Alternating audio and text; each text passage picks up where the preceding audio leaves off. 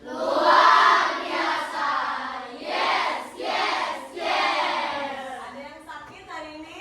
Enggak.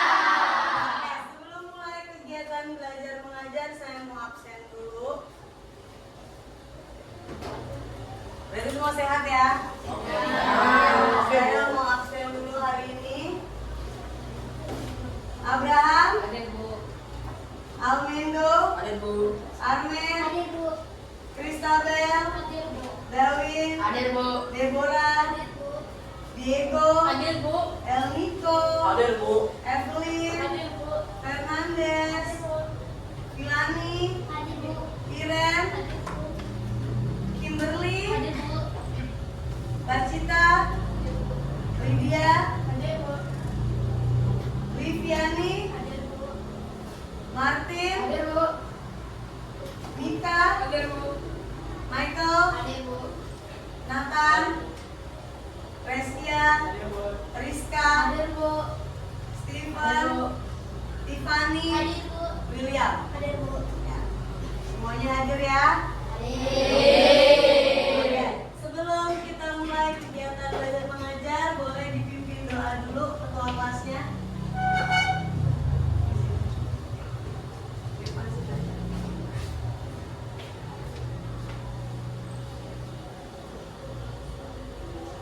Teman-teman, sebelum memulai pelajaran kami, mari kita menyanyikan lagu Indonesia Raya. Berdiri.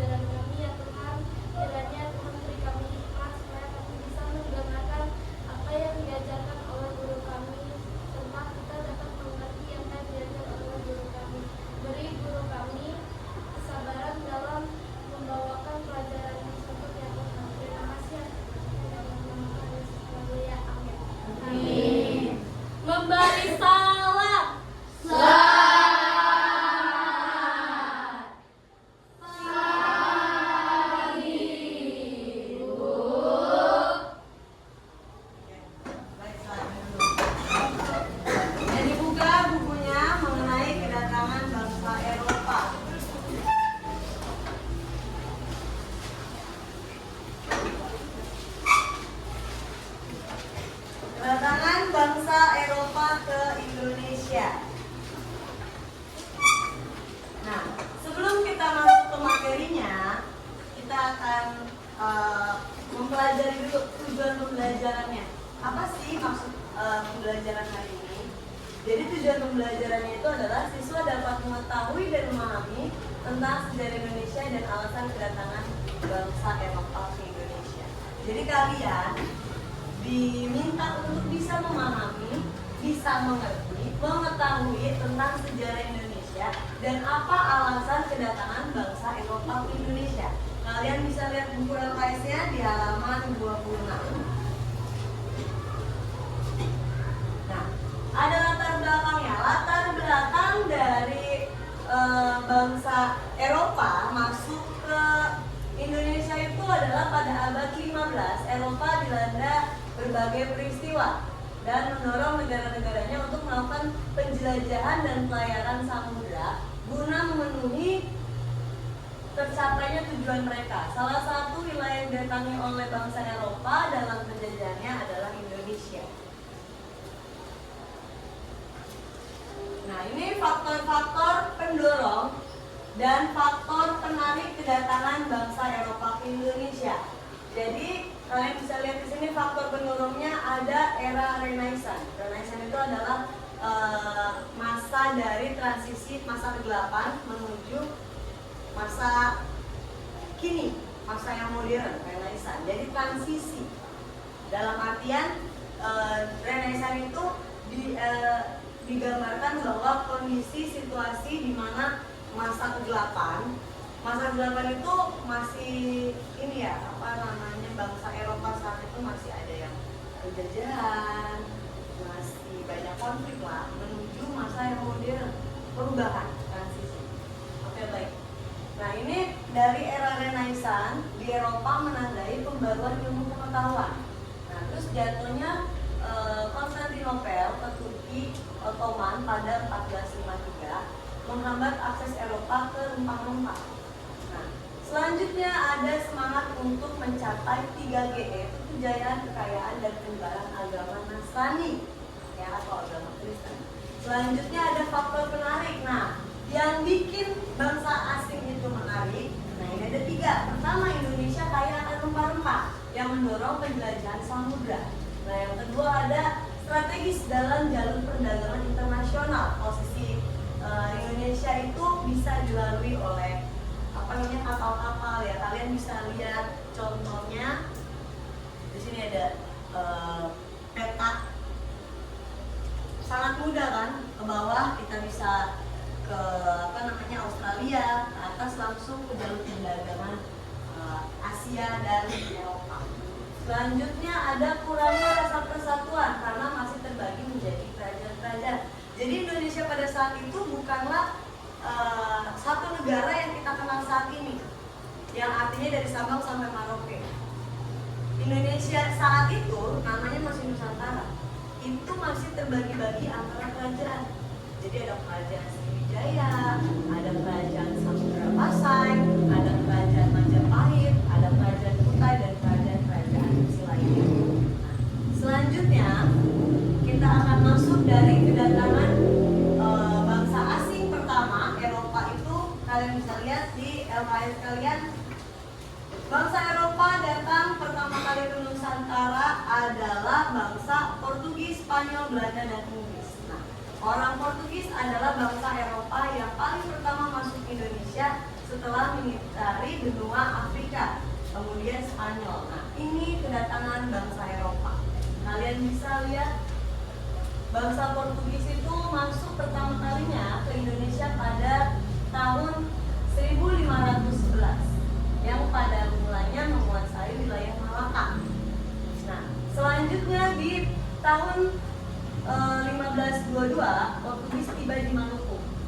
Bangsa Portugis disambut baik oleh kerajaan Ternate karena tujuannya berdagang rempah-rempah, lalu keduanya beraliansi dan membangun benteng. Kalian bisa lihat juga di buku LKS kalian. Nah, jadi pertama itu ada bangsa Portugis. Bangsa Portugis itu masuk ke Indonesia pada tahun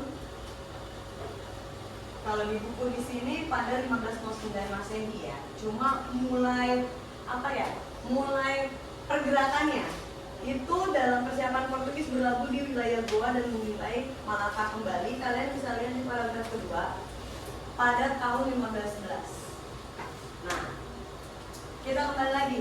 Datangnya Portugis saat itu dipimpin oleh Diogo Lopes de Sapuira. Nah, dia itu hadirnya di Malaka seperti dahulu. Ya, awal mulanya seperti biasa disambut baik.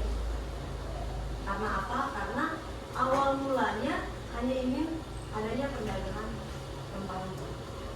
Nah, selanjutnya karena lama-lama pihak dari kerajaan Malaka dan sekitarnya itu merasa ada sesuatu yang merugikan, makanya akhirnya adalah penyerangan dari bangsa Indonesia sendiri supaya Portugis itu pergi dari Indonesia. Ya. Nah, selanjutnya ada bangsa Spanyol. Kalian bisa lihat di bukunya juga. Pada tahun 1521 bangsa Spanyol tiba di Maluku. Nah, itu juga disambut baik oleh kerajaan Tidore yang merupakan musuh dari kerajaan Ternate. Jadi Ternate itu sama Tidore berdekatan, pulaunya itu berdekatan kalau di peta. Nah, Tidore sama Ternate itu satu lagi bermusuhan. Tadi yang saya bilang Portugis masuk ke mana? Setelah dari Malaka. Dari mana? Dari mana? Dari Ternate. Nah, Ternate dipegang sama Portugis. Spanyol memegang Tidore. Oke, lanjut. Spanyol mendirikan benteng guna membantu kerajaan Tidore dalam melawan kerajaan Ternate. Nah, tujuannya juga sama. Pertama, disambut baik karena pertama kerajaan Tidore dengan kerajaan Ternate lagi bermusuhan, jadi membutuhkan kekuatan. Ya, dalam peperangan membutuhkan kekuatan. Nah, yang kedua, memang tujuannya untuk berdagang. Nah, selanjutnya, nah ini kedatangan bangsa Spanyol.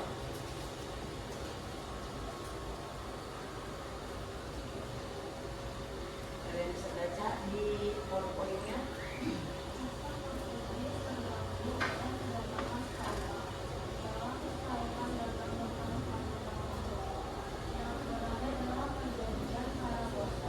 Ada pertanyaan mengenai Portugis atau Spanyol sebelum lanjut apa? Rusia? Sebelum bangsa Eropa, bangsa yang berbeda datang ke Indonesia itu bangsa. Sebelum Eropa ya, sebelum Eropa itu sudah ada pedagang dari Tiongkok atau pedagang Cina dan pedagang Timur Tengah. Itu sebelum bangsa Eropa, ya, dari Cina dan dari Timur Tengah. Dagang dari mana-mana Timur Tengah. Ada lagi pertanyaan? Ya. Pertama saat Portugis datang masih disambut baik karena tujuannya hanya perdagangan rempah-rempah. Tapi lama kelamaan karena banyak faktor, ya, pertama itu seperti jadinya pemecah belah karena adanya monopoli perdagangan. Ya, akhirnya pihak dari Indonesia, tepatnya saat itu ada Kesultanan Malaka ya, itu merasa bahwa ada adu domba dari pihak Portugis dan pihak raja-raja. Jadi dibikin kayak pecah belah. Nah, terus yang kedua pun Portugis itu berlabuh di Goa itu sebenarnya tujuannya untuk menjumpai Malaka kembali. Jadi awalnya disambut baik karena masyarakat sekitar tidak memikirkan bahwa efeknya akan ada monopoli perdagangan. Tapi lama-kelamaan karena adanya monopoli perdagangan dan pemerintahan seperti diambil alih, maka terjadi perpecahan. Jadi Portugis istilahnya ya ya, tanda kutipnya diusir sama pihak Malaka, dan kembali kedua juga untuk membalaskan dendam ke Malaka. Oh, seperti itu Abraham. Ada lagi pertanyaannya? Bu, Ya Diego. perlawanan bangsa Indonesia dari mana saja? Perlawanan bangsa Indonesia. Nanti kita bahas. Ada lagi di materi selanjutnya. Oke. Sampai di sini Spanyol? Udah? Selanjutnya Belanda. Nah, Belanda ini adalah bangsa Eropa yang paling lama berada di Indonesia. Ada yang tahu berapa lama kira-kira kurang lebihnya? Berapa abad? 3,5 abad. Jadi paling lama bangsa Eropa itu adalah bangsa Belanda yang menjadi Indonesia. Dari awal mulanya Nusantara sampai akhirnya menjadi NKRI. Nah, itu dari tahun 1596 di bawah kepemimpinan Cornelis de Houtman. Nah, selanjutnya di tahun 1598 Belanda tiba di Maluku di bawah pemimpin Jacob Cornezen van Eyck, di mana ekspedisi ini menjadi langkah awal Belanda dalam ekspedisi selanjutnya. Nah, di tahun 1602 Belanda membentuk persekutuan dagang bernama VOC. Nah, di tahun 1799 VOC mengalami kebangkrutan dan dibubarkan. Nah, ini adalah VOC. VOC adalah Serikat Dagang Belanda, ya, yang dibuat oleh Belanda sendiri dengan tujuan itu sebenarnya untuk memakmurkan negaranya. Nah, ini penjelasannya. Belanda membentuk persekutuan VOC pada 1602 dengan Pieter Both sebagai gubernur jenderal pertama, dan setelahnya JP Kern atau Jan Petersen Kern berhasil memindahkan markas besar VOC dari Maluku ke Batavia atau Jayakarta zaman dulu. Kalau sekarang namanya Jakarta. Nah, ini tujuannya, kalian bisa dipahami dulu tujuannya. Untuk memperkuat Belanda dalam menghadapi persaingan dengan Eropa, dengan pedagang Eropa lainnya, menghindari persaingan tidak sehat, membantu pemerintah Belanda dalam perang melawan Spanyol. Artinya mengambil keuntungan juga untuk negaranya. Nah, terus mewujudkan keinginan Belanda dalam monopoli pertahanan. Oke, ini adalah hak VOC. Jadi dari hak monopoli dagang, membuat perjanjian atau menyatakan perang, menyelenggarakan pemerintahannya sendiri, membuat, mencetakkan dan memungut pajak, hak membuat senjata dan memiliki angkatan perang sendiri, hak mendirikan benteng pertahanan dan membuat pengadilan sendiri. Nah, ini penyebab dari VOC bangkrut. Banyaknya korupsi, biaya pegawai yang besar, besarnya biaya peperangan, dan munculnya persaingan dagang dengan EEC dari Inggris. Nah, selanjutnya ada bangsa Inggris. Bila kalian perhati bangsa Inggris. Nah, bangsa Inggris itu datang pada tahun 1811. Inggris berhasil menduduki Indonesia atas Belanda di bawah pimpinan Thomas Stamford Raffles. Nah, terus di 1816 Inggris meninggalkan Indonesia dan Belanda kembali menduduki wilayah Indonesia. Nah, ini kedatangan bangsa Inggris pertama untuk pedagang rempah-rempah itu tibanya di Ternate, dipimpin oleh Francis Drake. Terus selanjutnya Inggris mendirikan kantor dagang di Maluku, Banten, Aceh, dan Makassar. Inggris berhasil menduduki Indonesia atas Belanda pada 1811 hingga 1866 melalui perjanjian Kutang. Selanjutnya pemimpin tertinggi Inggris di Indonesia kala itu adalah Thomas Stamford Raffles. Nah, ini adalah kebijakan yang dibuat oleh Raffles. Jadi menghapus sistem agraronik, mengganti sistem tanam paksa dengan sewa tanah, petani bebas menentukan jenis tanaman yang ditanam, membagi pulau Indonesia menjadi pulau Jawa menjadi 16 presidenan, mengenalkan sistem pembayaran pajak dengan uang, membantu pengembangan ilmu penelitian dengan rintis kebun raya Bogor dan penemuan ulang Candi Borobudur. Sampai di sini ada pertanyaan, ya? VOC-nya bubarnya apa ya? Jadi VOC itu adalah serikat dagang yang besar. Seperti tadi ya, ini di poin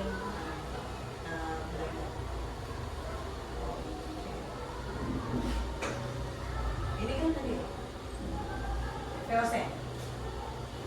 Nah, VOC itu adalah serikat dagang yang besar, yang kuat saat itu. Nah, tujuan pertama itu seperti poin-poin yang sudah dijelaskan. Jadi bisa dibilang bahwa VOC saat itu adalah serikat dagang yang besar dan menguasai perdagangan. Nah, tetapi sayangnya karena banyak korupsi, ya, terus juga adanya anggaran pengeluaran untuk biaya peperangan, terus banyak gaji pegawai yang harus dibayarkan.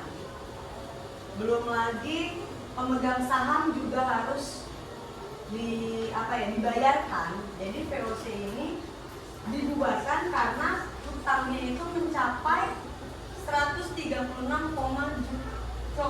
juta gulden Belanda. Nah, itu yang menyebabkan VOC bangkrut. Baik, paham, Dawin? Ada pertanyaan mengenai kedatangan bangsa asing? Ya.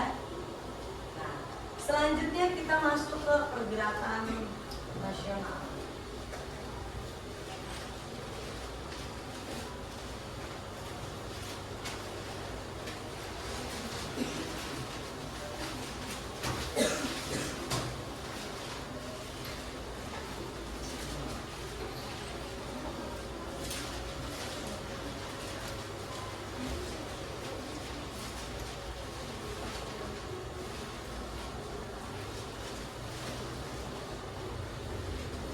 Perjuangan bangsa Indonesia mencapai kemerdekaan.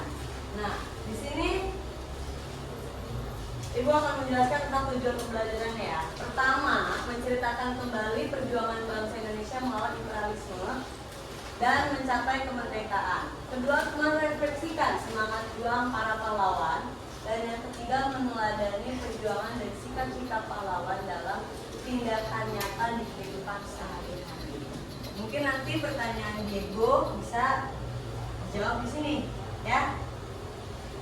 Nah, tahukah kamu bahwa Indonesia adalah negara kepulauan yang kaya sumber daya alam, menarik perhatian banyak bangsa asing sejak berabad-abad yang lalu? Pada awalnya, penjajahan datang ke Indonesia untuk mencari rempah-rempah. Namun, mereka kemudian berhasil menguasai banyak wilayah di Indonesia dengan melakukan eksploitasi terhadap sumber daya alam serta penduduknya. Penjajahan ini berlangsung selama 350 tahun. Nah, ini perlawanan awal. Nah, sejak awal mulanya bangsa asing masuk ke Indonesia, sudah banyak perlawanan. Seperti tadi Portugis masuk, ada perlawanan dari mana? Bisa kamu lihat dari Malaka, ya kan?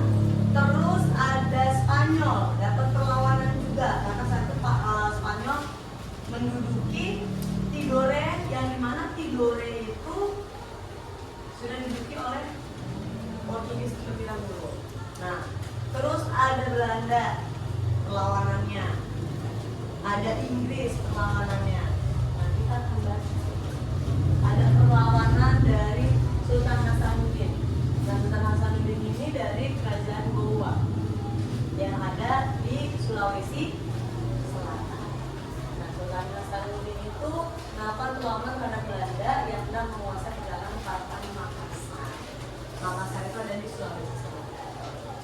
Selanjutnya ada perlawanan Perang Diponegoro atau Perang Jawa yang dipimpin oleh Pangeran Diponegoro di Jawa Tengah. Nah, perang ini merupakan salah satu konflik besar dalam sejarah kolonial Belanda di Indonesia dan merupakan simbol perlawanan kolonialisme. Nah, ada banyak perlawanan-perlawanan, tapi di sini Bu Sarah nggak menjelaskan secara rinci. Kalian udah bisa lihat di LKS, ya. Perlawanan dari rakyat Indonesia itu pertama juga ada dari Perang Saparwa di Ambon, dipimpin oleh Thomas Makulesi. Selanjutnya ada Perang Aceh yang dipimpin oleh Perkucik Ditiro dan juga Teku Umar serta pahlawan wanita yaitu Cut Nyadim. Nah, ada juga Cut Mutia. Terus ada Perang Padri. Perang Padri itu dipimpin oleh Tuanku Imam Bonjol di daerah Sumatera Barat. Terus ada Perang Jagaraga itu terjadi di Bali yang dipimpin oleh Raja Buleleng dan Ki Gusti Ketut Jelantih.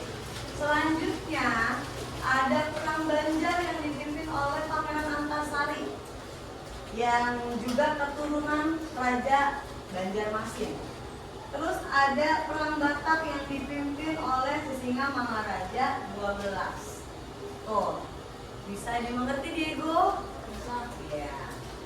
Nah, setelah peperangan di berbagai wilayah di Indonesia, muncullah kebangkitan nasional. Kebangkitan nasional itu apa sih? Pergerakan di mana masa perjuangan ini mencapai kemerdekaan karena muncul ini pemikiran bahwa adanya penderitaan dan kesengsaraan rakyat yang diakibatkan oleh penjajahan pada masa Belanda yang membuat orang-orang rakyat Indonesia itu merasa bahwa kita tuh nggak bisa digini terus, kita harus ada perlawanan. Nah, perlawanannya karena munculnya politik etis, ya, munculnya politik etis. Ada yang tahu politik etis? Ada yang tahu politik etis? Coba, ada yang tahu politik etis? Politik etis? Coba, siapa yang tahu politik etis? Ya, Abel. Politik etis atau politik Belanda adalah kebijakan Hindia Belanda sebagai reaksi keturunan terhadap proses dari kebijakan tentang paksa pada tahun 1940. Nah, politik etis itu mengeluarkan apa? Apa efek atau apa ya? Hasil dari politik etis itu ada kebijakan apa? Pertama ada transmigrasi atau kaya, yang kedua ada edukasi, membangun sekolah, memberi pendidikan, Ya, yang ketiga ada irigasi. ini sama Kristalil betul. Kita tepuk hebat dulu yuk. Tepuk hebat. Hebat, hebat. Hebat, hebat. Hebat. Yeay.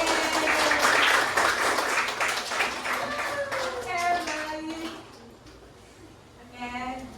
Nah, dari politik etis itu kan muncullah edukasi atau pendidikan, ya. Jadi rakyat Indonesia saat itu diperbolehkan untuk sekolah dengan syarat saat itu ya, yang boleh sekolah hanya orang-orang bangsawan, ya, orang-orang bangsawan dari keluarga bangsawan, dari bupati itu boleh anak-anak sekolah. Nah, dari edukasi orang-orang udah mulai disadarkan bahwa pentingnya sekolah itu untuk merubah yang namanya tadinya penjajahan itu mungkin dari tenaga, penjajahan itu harus berubah dari pikiran. Nah, muncullah pergerakan nasional. Nah, di sini ada kebangkitan nasional.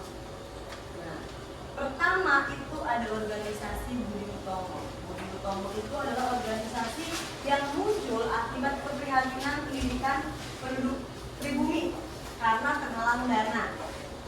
Nah, ide tersebut itu diterima oleh Dr. Sutomo pada 20 Mei 1908.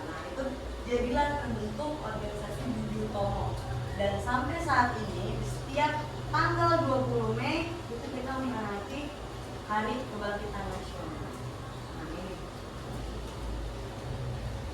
kalian bisa lihat faktor pendorongnya: pengaruh pergerakan nasional di negara lain, perkembangan pendidikan dan pers, lahirnya organisasi pergerakan, dan Sumpah Pemuda pada 1928. Nah, organisasi pergerakan itu ada yang tahu nggak organisasinya apa aja? Ada yang tahu nggak organisasinya apa aja?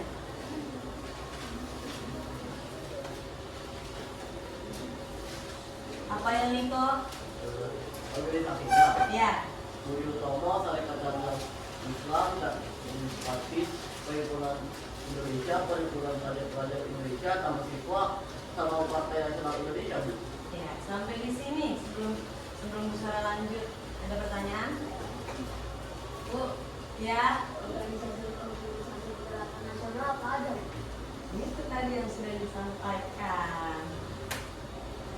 Ada apa tadi? Ada Budi Utomo,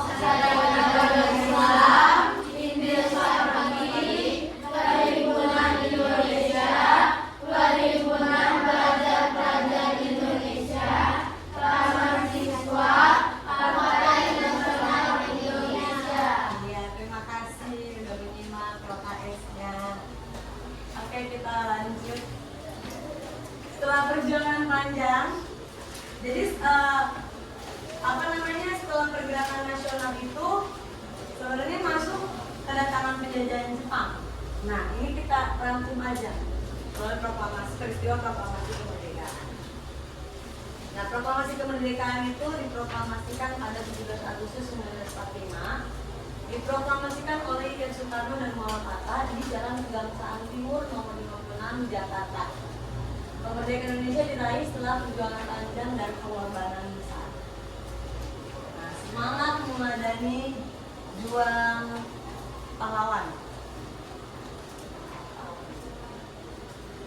Meneladani semangat juang pahlawan, yaitu pertama keberanian, kegigihan, persatuan, rela berkorban, dan cinta tanah air. Oke, baik. Sampai di sini ada lagi pertanyaan? Sudah ada pertanyaan? Kalau sudah tidak ada pertanyaan,